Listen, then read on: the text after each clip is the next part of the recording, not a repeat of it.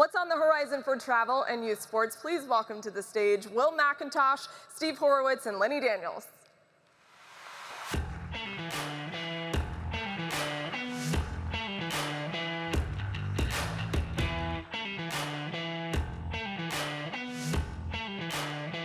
Welcome. Lenny, welcome. Welcome, welcome. Hello, hello.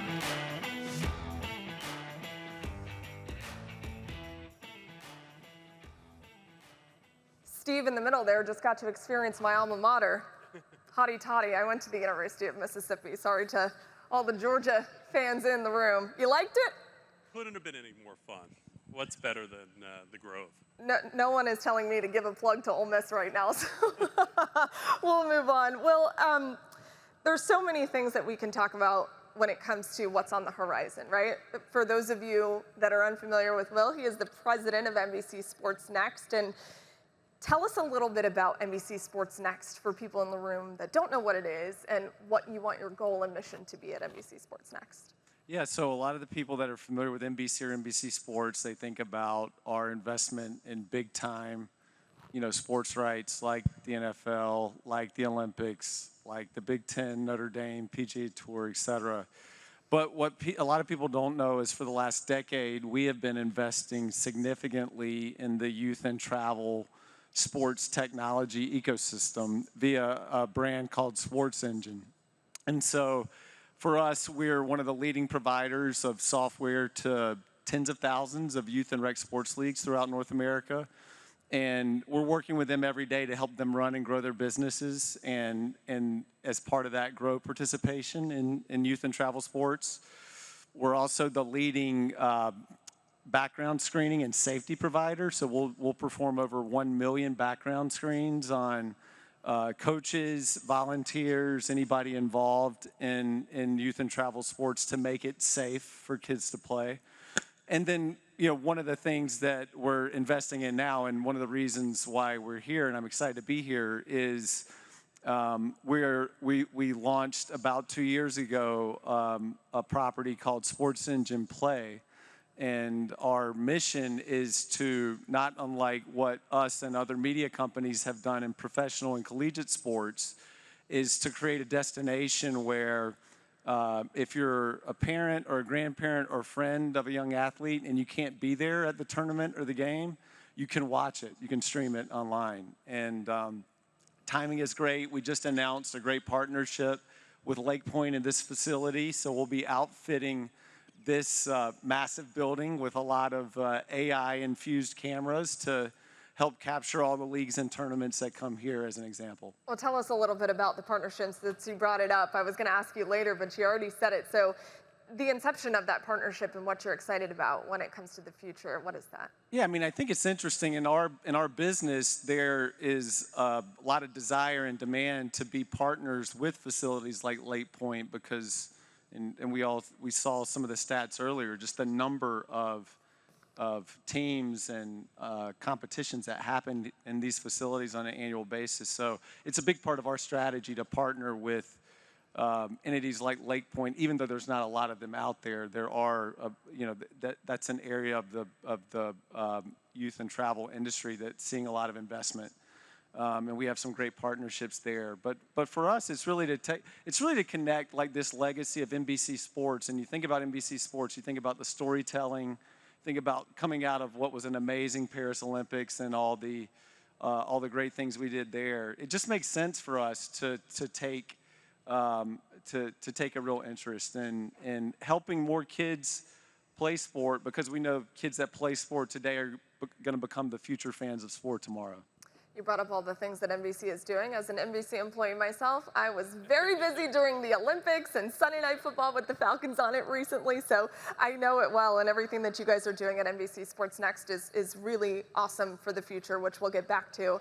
Steve, in the middle, you have your hands on a lot of different things here in Atlanta when it comes to Inner Circle Sports, so tell everyone in the room what exactly is Inner Circle Sports. Sure, and thanks for having me, and thanks to Mark and the LakePoint staff. This is so much better than spending my day in a locked conference room staring at numbers. But Inner Circle Sports is an investment bank. We're focused on the sports business. We spend our time helping people buy and sell sports teams, from the the Philadelphia 76ers. Here in Atlanta, we sold the Atlanta Hawks. Over in Europe, we bought the Liverpool twice and Inter Milan, and we did our smallest deal ever. We bought Wrexham for Rob McElhaney and Ryan Reynolds, which seems to have gotten an outsized amount of attention. We also help people invest around the sports business, data analytics, agencies, anything that really touches on sports, and in a growing way that has been the youth sports business. And finally, we help people finance stadiums and arenas around the world, and that is a business where we sometimes help the team owners and a lot of times help cities and municipalities figure that out. So we just finished up in Nashville right now, helping them with the NFL stadium. But that's sort of us in a nutshell.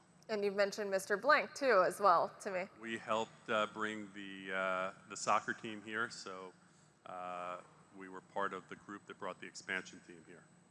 So where do you see the most investment, momentum, and interest in sports as it stands today? So I'll get back to youth sports in a second, but we represent the NWSL, which is the Women's Soccer League in America, and it's been amazing. I don't know why. I think I'm the oldest person on the stage.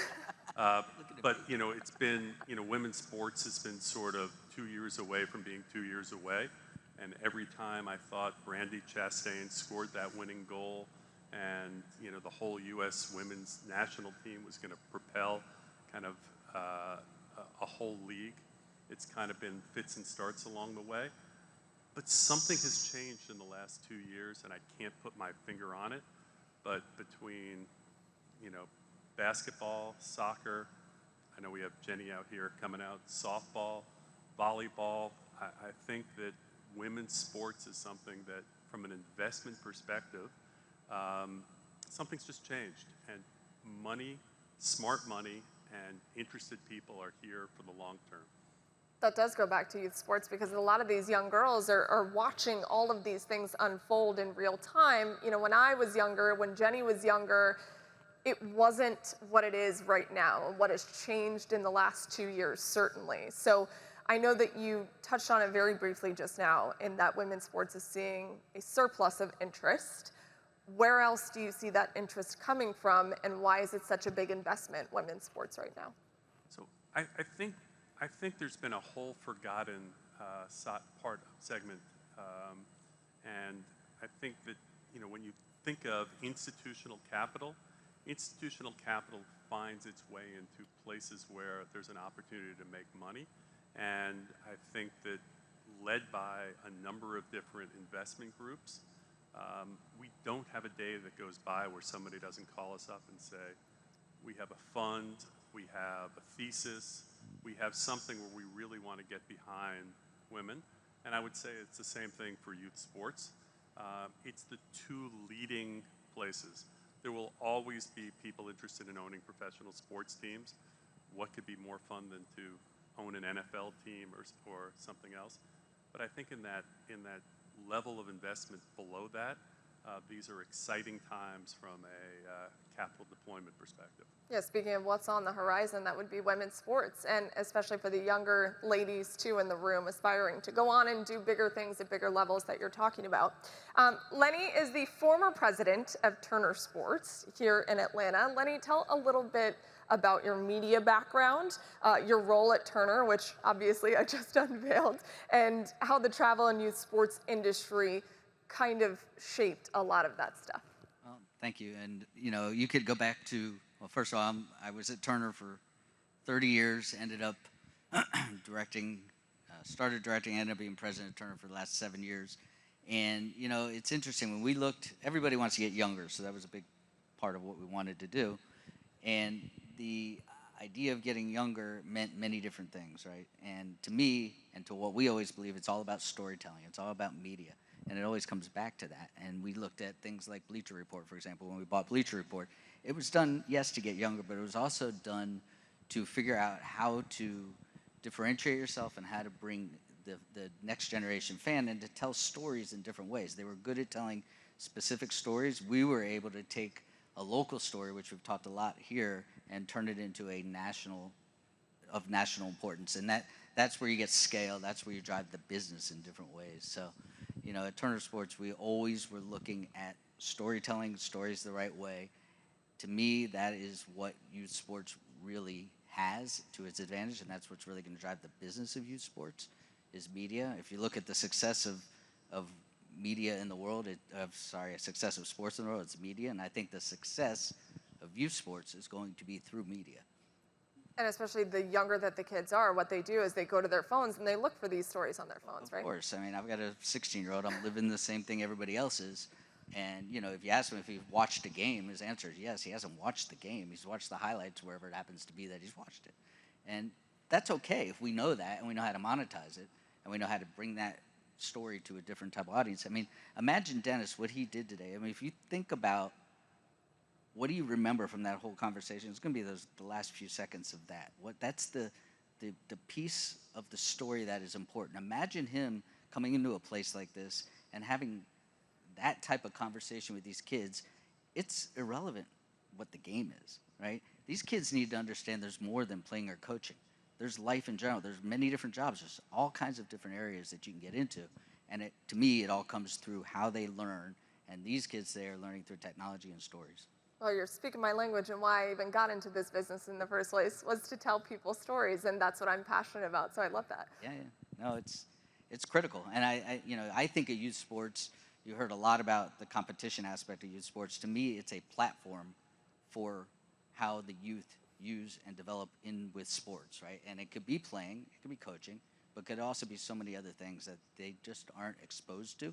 It's our job to expose them to these different things. That's where the billions of dollars, that's where the money's going to come in.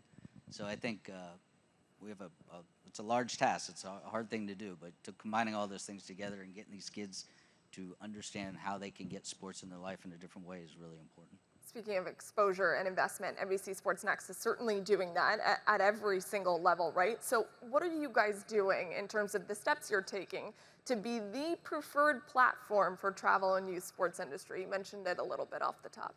Yeah, I mean, one of the interesting things we've been doing for the last 5 years, our parent company is Comcast, and actually here in Atlanta, we worked with Comcast to create a sports tech accelerator. Again, about 5 years ago, and over these last 4 years, we have like roughly 1,000 startup companies that apply every year to be part of that program. We whittle it down to 10 that are selected, and the diversity of the ideas that are infused in those 10 companies and what they're doing across all aspects of the sports tech ecosystem is pretty fascinating. You know, our company invests a lot in innovation, and you know, an example of that is this accelerator. I think one of the interesting things about it is the technology that underpins the streaming platform I talked about earlier was actually created by one of those accelerator companies that we ended up acquiring. So we in building out the sports engine business over the last decade, we have invested a lot of capital, both in terms of expanding via mergers and acquisition, but also organically as well. So we'll continue to invest, and we'll continue to look for the most innovative companies that are out there to partner with, or perhaps to do more with. Tell us about the 10-year innovation investment in the youth sports space. What's the biggest thing you're learning and what you feel like is poised for a breakthrough? I mean, I think the existence of this summit is an example of, I think, the real interest in this space. If you look back to when we invested, again, about a decade ago, you didn't have nearly the strategic media companies that you see today that are investing. You didn't have private equity that's been coming into, especially the vertical that we operate within. And you think about the proliferation of all of the investment in sports. I mean, you've heard on this panel just the investment in team ownership and how that's evolved over the last 10 years. I know on the panel earlier we were talking about in some ways the professionalization of collegiate sports. There is I don't think there's ever been more appetite or interest in investing in the space than there is right now. Yeah, I mean, we've talked about it all day. When you think about numbers and the NFL being the monster that it is, and then you basically triple that, and you have youth sports. It is truly mind-blowing. There has never been a better time to be an investor in youth sports. And speaking of investment, Steve knows a lot about that. What do you think the driving investor interest is in the travel and youth sports industry? You touched on it a second ago. When you look back at the professional sports, for those old enough to remember when the teams were owned by the local car dealership, and they kind of just ran, their ads through the team, and it really wasn't a professional organization. For all the people who joke, how did you become a millionaire, be a billionaire, and buy a sports team? That was the way it was sort of run. Ma and pa shop, you put the parking money in a shoebox. You've seen people come in the last kind of 20 years and added a sophistication to those investments, and I think youth sports is just starting to see that.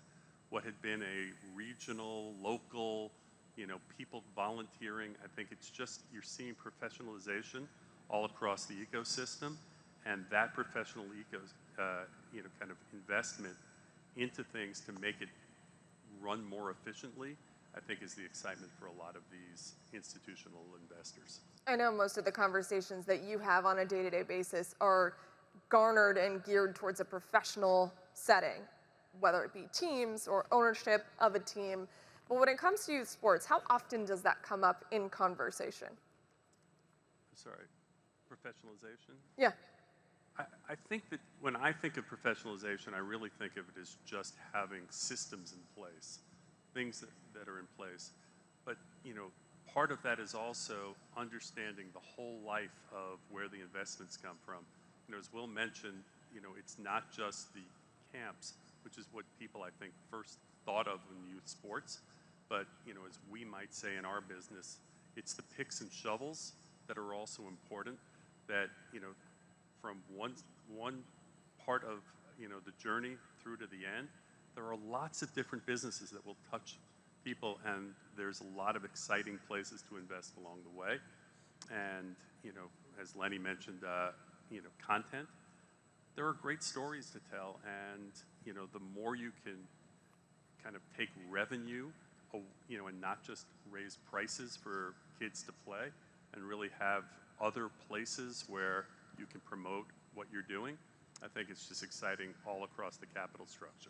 We saw a great example of storytelling earlier with Corey. He brought us that phenomenal story, and that's just one of thousands that can be told in the youth sports space for sure. And Lenny, to go back to your storytelling conversation that you were having earlier, traditionally, youth sports hasn't really been at the forefront of sports networks, and there hasn't been a big conversation about it, but it's trending in that direction. More media consumption is happening.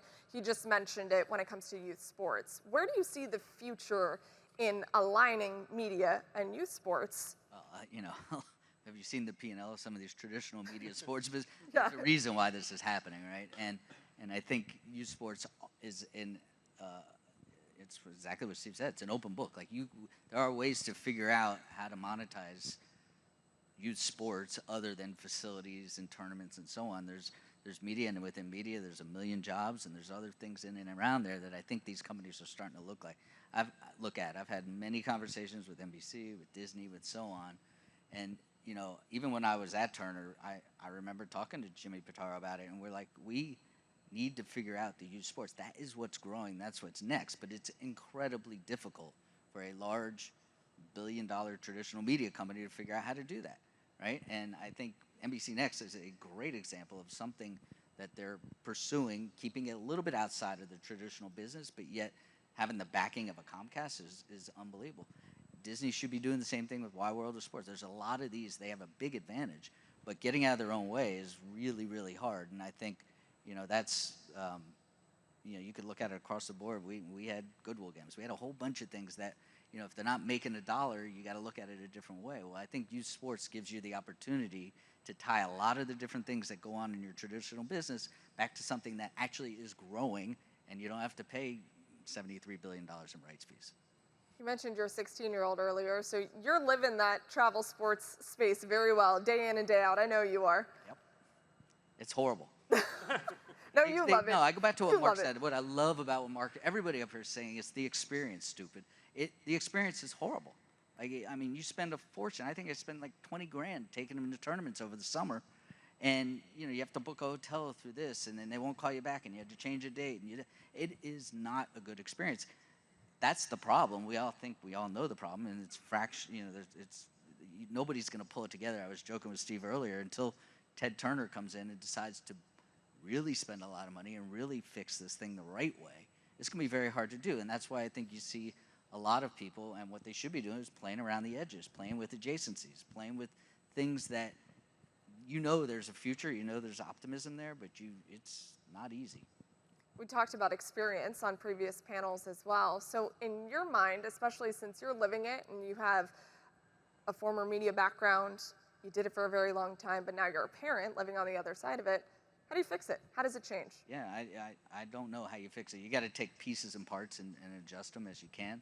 I do think media, in my mind, I'm not just saying it because that's what I did, that is an opportunity that is not taking place right now. I mean, we talk about all these different facilities and all these different places.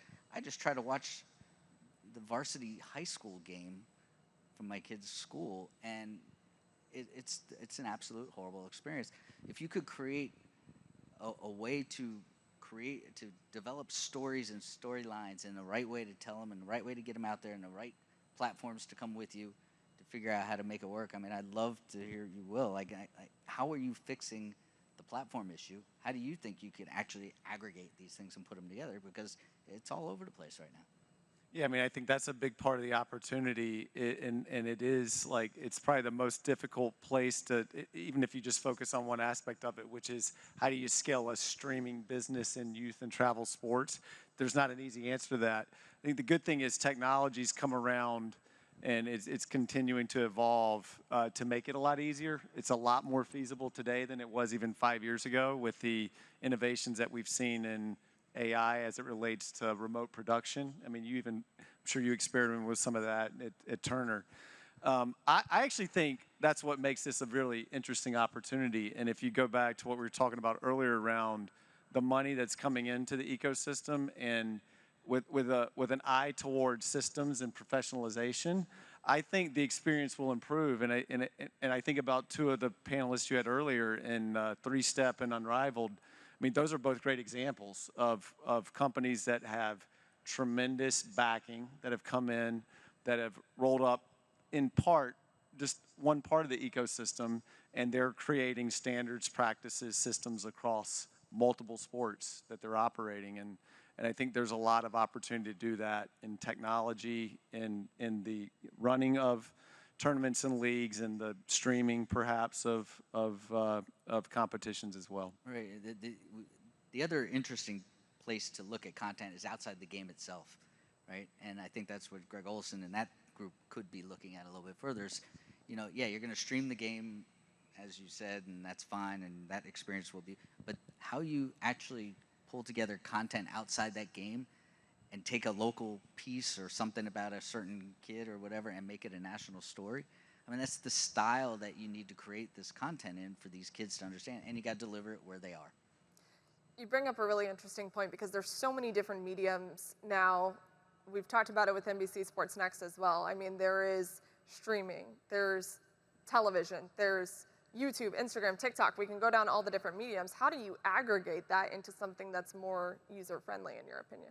Yeah, I mean, I think if we had that answer, we'd all be very wealthy. I mean, that's the problem today. Somebody will figure it out. I believe in the next, you probably know, in the next 18 months, you're going to see consolidation. You're going to see a lot of these things change so that it won't be all over the place. You'll be actually able to find what you want to find in a more, efficient manner, if you will. These kids are going to go where they go, right? Yeah. And it really depends on your business and what you're trying to reach. If you're an NBC network, it's older. You're going to have to deliver it across a broadcast network. That's a little different than if you're trying to reach Chase, my kid who's 16, on TikTok or wherever he may be. You have to go where they're going, and you can't avoid it. We knew that with Bleacher Report. We could put things on there all day long. It didn't matter. You got to be where they are, and you have to go, to the places where they're going to watch the stuff. And by the way, where they're going to share it, because that's how you get scale. Yeah, one of the things that we've talked about throughout each panel is that change is imminent no matter what you're doing, and you just have to continuously change with where things are going. It's exactly what we're talking about. What is on the horizon for travel and youth sports industry? Steve, I want to go back to you and just talk a little bit more about Inner Circle Sports and what's on the horizon for you guys specifically and why you're excited about it.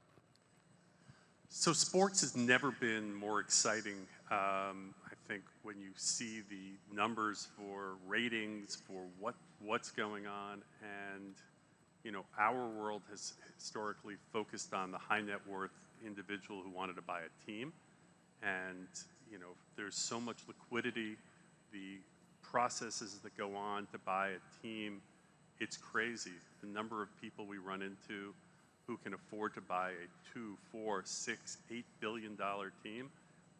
It's impossible to think that there's that sort of wealth around. And every now and then when I think there can't be another one, somebody I've never heard of who had a company in the middle of the country is there to buy the team. So for us, the team sports side remains exciting.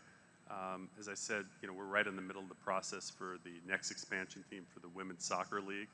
It's something that just has been exciting both in my heart and kind of the growth, watching the growth of the league. So that's been exciting. But in our being around the youth sports business, kind of the better experience for the kids, knowing that it's touching on people who can't afford it, that's part of the conversation. And seeing that, we're excited in some of the companies we're working with and having that be a more equitable investment. I think all of those things are exciting, and there are some challenges that we've talked about throughout the day, but the bottom line is that it can only go up from here. There's ways to change things, there's ways to make it better, and ways and reasons to invest as well, which I think is important. Let's wrap with NBC Sports next. You talked about your partnership with LakePoint. Beyond that, what are you excited about? Yeah, I think like what we wake up and do every day is and you heard Lenny talk about it earlier. I know Dennis Scott mentioned it before as it relates to his involvement with his kids. What we're trying to do every day is improve that experience for parents and young athletes as it relates to their kids' involvement in all these sports that we've grown up either playing, watching, have some passion for. And so I think it's very early in the evolution of the business of youth and travel sports. The partnerships with LakePoint and others that kind of surround LakePoint are what really excite us, because I think we are going to be able to improve that experience, mostly through technology, but also through other means as well. What's on the horizon for travel and youth sports is there's a lot on the horizon, is what you can learn from this panel. They brought up some really good points. Will, Steve, Lenny, thank you so much. So much. Great job. Nicely done. Thank you. Wonderful. Thank you. Thank you.